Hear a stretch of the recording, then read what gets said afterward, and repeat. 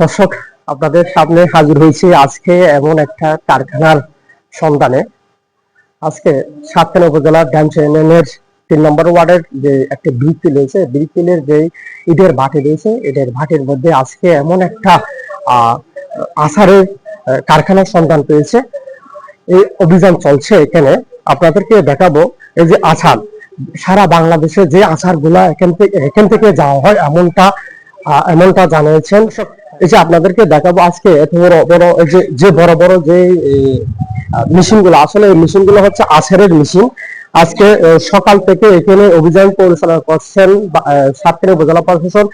আমরা যতটুকু জানতে পারছি, সাতক্ষীরা উপজেলা প্রশাসনকে তথ্য দিয়ে সহযোগিতা করেছে। এলাছায়ের তথ্যের সহযোগিতায় আজকের এই অভিযান পরিচালনা করা হচ্ছে। তবে আপনাদেরকে একটা জিনিস দেখানোর চেষ্টা করি। দেখেন এই যে আচারগুলো, আসলে এই আচারগুলো আমরা যারা কক্সবাজারে ঘুরতে যাই, অবশ্যই এই আচারগুলো আমরা বিভিন্ন ধরনের আচারগুলো ওখান থেকে নিয়ে আসি। এই আচারগুলো তৈরি হচ্ছে সাতক্ষীরার মধ্যে। আপনাদেরকে দেখায় বিভিন্ন ধরনের এখানে বিভিন্ন ধরনের আচার তৈরি হচ্ছে।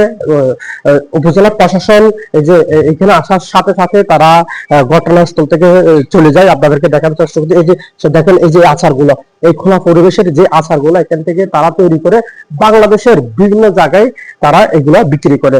যে তাদের যে কোম্পানির নাম দিয়েছে ইয়াম্মি কোম্পানি, তাদের এখানে যে ঠিকানাটা দিচ্ছে, এই ঠিকানাটা দিচ্ছে বাকলিয়া। আসলে এই ঠিকানাটা বাকলিয়া না, এই ঠিকানাটা হচ্ছে সাতক্ষীরা উপজেলার ড্যামসা ইউনিয়নের 3 নম্বর ওয়ার্ড নাফিতুচর যে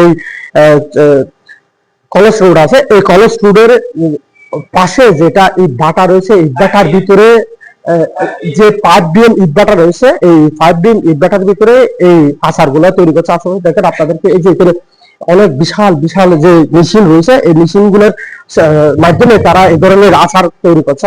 আর আপনাদের আরেকটু দেখেন, এই যে খোলা পরিবেশে প্রায় যে এখান থেকে বাংলাদেশের নামি দামি যে আচারগুলো তৈরি হয়, এখান থেকে তৈরি হয়। আসলে আমরা যতটুকু খবর পাইছি, আজকে সকালে এখানে অভিযান পরিচালনা করছেন সাতক্ষীরা উপজেলা নির্বাহী অফিসার খন্দকার মাহমুদ হাসানের নেতৃত্বে। তাদেরকে আজকে এই অভিযান পরিচালনা করছে। আপনাদেরকে আরো একটু দেখানোর চেষ্টা করছি। দেখেন এই যে আচারের যে অবস্থা, আসলে এগুলা কি খাওয়ার উপযোগী কিনা এটা আমরা এখনো বুঝতে পারছি না। কারণ যে খোলা পরিবেশের এই যে আপনারা দেখেন এখানে বিভিন্ন ধরনের এই যে রসুনের যে আচার, এই যে রসুনের আচারগুলো এখান থেকে তৈরি করা হয়। আসলে আপনারা যারা এই যে আচার প্রেমী আছে, তাদেরকে কিভাবে বড় ধরনের এই দোকান দিচ্ছে, আপনারা দেখেন কিভাবে এই আচারগুলো খুব সুন্দর করে তৈরি করছে। কিন্তু এই এই এই আচারের কোনো নাই, তেমনটি কোনো অনুমোদিত নাই। তবে তারা বাইভাবে তৈরি করে বাংলাদেশের বিভিন্ন জায়গায় তারা বিক্রি করছে। আসলে আপনাদেরকে আরো দেখার চেষ্টা করছি। আরো দেখা যায় যে লেবেল, সবগুলো লেবেল, এই লেবেল গুলো হচ্ছে বিভিন্ন আচারের উপর তারা এই লেবেল গুলো লাগায়। পরবর্তী তারা কক্সবাজার সহ দেশের বিভিন্ন স্থানে তারা বিক্রি করে। দেখেন আপনাদের এই যে এগুলো সবগুলো এখন একদম বিক্রি করার উপযোগী। এগুলা দেশের বিভিন্ন স্থানে তারা বিক্রি করবে। আসলে যারা আচার তৈরি আছে, অবশ্যই আপনারা সতর্ক থাকবেন, সচেতন থাকবেন। আপনারা সতর্ক সচেতন থাকবেন। এই ধরনের এই যে এখানে তারা লিখছেন ব্লু এবং পোস্টকারক এমনিপুট বাকলিয়া চট্টগ্রাম। তবে এগুলা তৈরি হচ্ছে সাতক্ষীরা ড্যামসা 3 নম্বর ওয়ার্ডে 5 ডিএমের যে ব্রিকফিল আছে, ওই ব্রিকফিলের ভিতরে। আপনাদেরকে আরেকটু দেখেন যে আচার, এই যে বড়ি, আসলে এই বড়িগুলা আসলে এগুলো খাওয়ার উপযোগী একদমই নয়। আপনারা দেখতে পাচ্ছেন যে নষ্ট বড়িগুলো দিয়ে আমাদেরকে বিভিন্ন ধরনের যে বড় বড় নামি দামি যে আচার খাওয়াচ্ছে। আসলে আচার গুলো মানুষের জন্য অত্যন্ত ক্ষতিকর। কিন্তু এই আচার গুলো আসলে মানুষের জন্য অত্যন্ত যে ক্ষতিকর, এই বিষয়ে আপনার কাছ থেকে আমাদের সাতক্ষীরা উপজেলার স্যানিটারি ইন্সপেক্টর সরকার কামার বাড়ি থেকে জানতে চাইবো আসলে এই আচারগুলো মানুষের জন্য কতটুকু ক্ষতিকর, এবং এই যে কারখানা, যে বড় কারখানার, এটা আপনারা কিভাবে সন্ধান পেয়েছেন। আরেকটা পাশাপাশি জানতে চাইবো এটার কোনো অনুমতি আছে কিনা। ধন্যবাদ ভাইকে। আসলে এই প্রতিষ্ঠানটা আমরা গোপন সূত্রে জানতে পারতেছি অবৈধভাবে বিভিন্ন আচার তৈরি করতেছে। কিন্তু আচারগুলা অনুমোদন ছাড়া, অনুমোদন বিভিন্ন যথাযথ কর্তৃপক্ষের অনুমোদন না নিয়ে তারা উৎপাদন করতেছে। এখানে আজকে দেখি ইউনো স্যারের নেতৃত্বে মোবাইল কোর্টে এসে আমরা দেখি যে অস্বাস্থ্যকর পরিবেশে বিভিন্ন আচারগুলো তৈরি হচ্ছে। যেমন তেঁতুলের আচারগুলো স্বাস্থ্যসম্মত হয়ে নাই, তারপরে বড়ই যেগুলো হচ্ছে স্বাস্থ্যসম্মত হয়ে নাই। তো এই অপরাধে তাকে আমরা জরিমানা করছি, পাশাপাশি প্রতিষ্ঠানকে সিলগালা করে দিচ্ছি।